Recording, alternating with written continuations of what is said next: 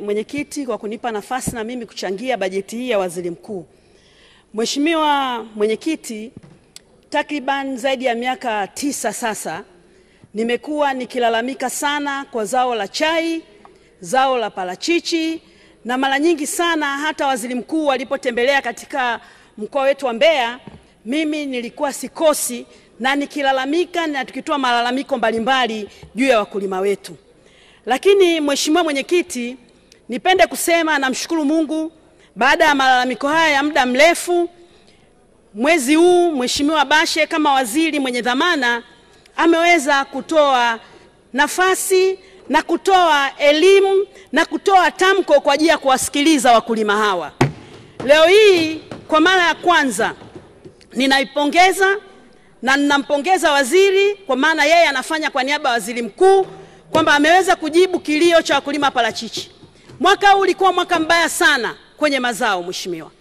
Parachichi ziliuzwa vibaya, lakini mheshimiwa waziri ameamua kuja na suluhisho. Na napenda niwaambie wabunge waelewe ni nini alisema kwenye siku ya wadau wa parachichi. Mheshimiwa Mwenyekiti, wewe kama mwenyekiti pia wa kamati ya kilimo ulikuwepo.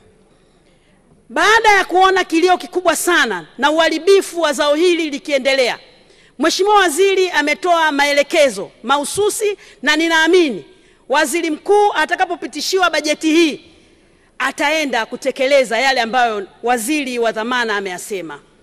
Kwanza kabisa ameweka kitu kinaitwa COPRA, amewekea nguvu kwa watu wa COPRA waweze kusimamia tasnia hii ya parachichi, kwa kumweka dada Helen kuwa ndo msimamizi pale, na tunaamini dada huyu kwa sababu wanawake wakiwa na jambo lao huwa wanafanya vizuri. Kwa hiyo tunaamini Helen atasimamia COPRA na atafanya maagizo ambayo mheshimiwa waziri amempa, na sisi tutamsaidia kuhakikisha anatimiza wajibu huo kwa wakulima wa parachichi.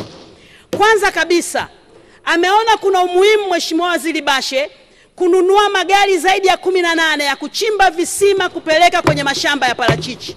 Hii ni kwa mikoa 6 inayolima parachichi.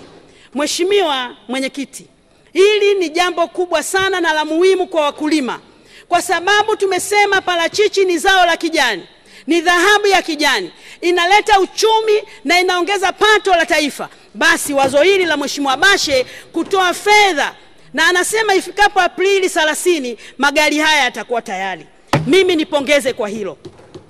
Mheshimiwa Mwenyekiti, tunafahamu kabisa kwamba mbolea na viatilifu kwa ajili ya parachichi sasa hivi mheshimiwa amesema vitatoka kama ruzuku na fedha yake ipo, tunaamini inakwenda kutekelezeka na wakulima sasa wataenda kufanya. Wajibu wa mkulima sasa uliobaki ni kusimamia mazao hayo kwa uangalifu, kwa sababu swala sio kupanda tu mche na kuuacha, ni lazima usimamiwe na kufika kwenye viwango vya kimataifa ili tunapodai soko basi soko letu lipatikane. Mheshimiwa Mwenyekiti, tunafahamu kabisa Mheshimiwa Bashe amezungumzia swala la kuongeza maafisa ugani. Ni ukweli usiopingika kwamba maafisa ugani hawatoshi, lakini mwisho wa siku kwa sababu zao hili limekuwa la kimkakati, basi amefikiria kuna namna ya kuongeza na kuhakikisha vijana hawa wanakuwepo kuwasaidia wakulima wetu. Mimi kwa hilo ninapongeza. Lakini pamoja na hayo mheshimiwa, swala la soko.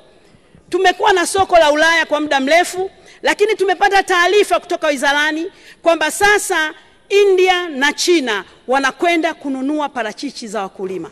Kwa hiyo swala la kuwa na mazao mashambani yanaozea pale kwetu sisi kama wakulima na tunaosimamia wakulima imetupa furaha ya kujua msimu unaokuja hatutatupa maparachichi yetu na kuuza kwenye viroba. Sasa basi soko liko tayari na ndugu zetu watasimamia ambao wamepewa dhamana kuhakikisha mwaka ujao basi hatutakuwa na kilio tena cha kuozesha parachichi. Nipongeze pia wizara.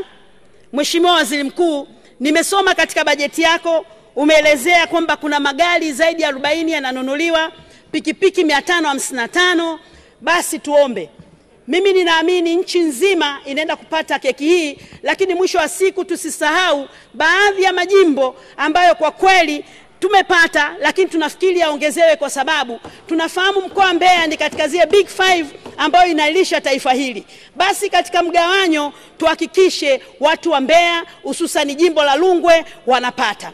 Mmesema mnajenga nyumba, tujengewe basi hata sisi hata jumba kamoja basi kwa maafisa ugani, msitusahau. Tunafahamu kabisa zao la parachichi lilianzia Rungwe, ijapokuwa ndugu zetu wa Njombe wamefanya kwa uzuri zaidi, basi msitusahau sisi, mkahakikisha katika mgawanyo huu ikiwemo visima tunapata katika jimbo letu. Mheshimiwa Waziri Mkuu, mimi ninatambua kabisa kwamba wewe ukisimamia mazao, kwenye korosho umefanya vizuri, kwenye ufuta umefanya vizuri, kwenye chai nimelalamika kati ule mwaka 2016 chai ya Rungwe ilikuwa shilingi 132 kwa kilo. Lakini leo imefika kwenye 300 na. Basi Mheshimiwa Waziri Mkuu, tunaomba bei ya chai uhalali wake unafahamu, angalau hiyo 700 kwa kilo. Tunafahamu mkulima anatumia gharama kubwa sana na dola imepanda. Kwa hiyo lazima tuweke bei iwe juu ili wakulima wetu wafanikiwe. Ninafahamu mmeanzisha soko la chai, hiyo ni juhudi kubwa ambayo mmefanya, lakini bado tunahitaji jitihada za zaidi kwa wale wawekezaji ambao wamewekeza. Mheshimiwa Waziri Mkuu, tuweze kuhakikisha wanawasaidia watu wetu. Tuna mwekezaji ambaye ameuza, ameacha kuvuna chai. Tunatambua kabisa kwamba wawekezaji wanahitaji kupewa mazingira mazuri, lakini wawekezaji hawa hawawezi kuacha kununua chai bila kuwa na taarifa kwa wakulima. Tunafahamu zaidi ya wafanyakazi 300 hawana ajira sasa. Nakumbuka tarehe 30 mwezi wa 5 mwaka jana, Mheshimiwa Bashe alimwambia mwekezaji, tunaomba uvute muda ili tuweze kujipanga kama wananchi, kama taifa, tuone tunawasaidiaje watu hawa. Lakini mwekezaji alifunga. Pamoja na kwamba anaweza kawa na haki, tunaomba sheria za wawekezaji ziangaliwe upya, tuwe tuna win-win situation. Mwekezaji hawezi kuacha ghafla. Chai imekuwa mashamba makubwa. Alipita kiongozi wa CCM katika wilaya yetu, wananchi walilalamika. Leo hii mashamba ya chai yamekuwa yametupwa, hayana nafasi. Basi yale mashamba kama ni hivyo, mtupatie, tuwagaie vijana waweze kulima, vijana waweze kujenga, maana maeneo yale sasa yamekuwa mapoli, hayasaidii lolote. Lakini pamoja na hayo, hawa wananchi ambao wameachishwa kazi wapate haki yao ikiwepo NSSF. Ninaomba Mheshimiwa Waziri Mkuu ulichukulia hili na kulifanyia kazi. Mheshimiwa Waziri Mkuu, tunafahamu kabisa kwamba mazao mengine ya ndizi ni mazao ambayo ni ya msingi kabisa. Kuna nchi kama nchi za Jamaica zinanunua silaha kwa ndizi. Na sisi tunaamini ndizi ni zao zuri kama likisimamiwa vizuri. Viwanda vidogo vidogo vijengwe kwenye maeneo yetu. Tunawekezaji tuwaweke waje waangalie na kuwekeza na kuongeza thamani ya mazao yetu. Zao la ndizi ni zao ambalo linatoka kwa wingi sana katika jimbo la Rungwe, lakini katika mikoa ya nyanda za juu kusini. Tunaomba kama serikali kwa bajeti inayokuja, basi muhakikishe viwanda vingi vinaletwa na kuweza kuongeza thamani katika mazao ambayo tunayasimamia. Mheshimiwa Waziri Mkuu, swala la ardhi, ninatambua kabisa ardhi ni migogoro ya muda mrefu na jitihada mbalimbali zimetumika. Basi kuna wawekezaji ambao wanachukua maeneo makubwa na hawayafanyii kazi na wanaondoa wananchi bila utaratibu. Tunaomba muweze kuyasimamia, wananchi hao wapate haki yao katika nchi ambao wamezaliwa, maana hawana sehemu nyingine ya kwenda. Baada ya kusema haya, kwa mara ya kwanza ninaunga mkono bajeti hii kwa sababu ninajua kuna mbolea ya parachichi inakuja, ninafahamu kuna visima vya parachichi vitachimbwa. Basi kwa maana hiyo sina sababu ya kuipinga, ninaiunga hoja mkono bajeti hii. Asante sana. Asante sana. Nimwite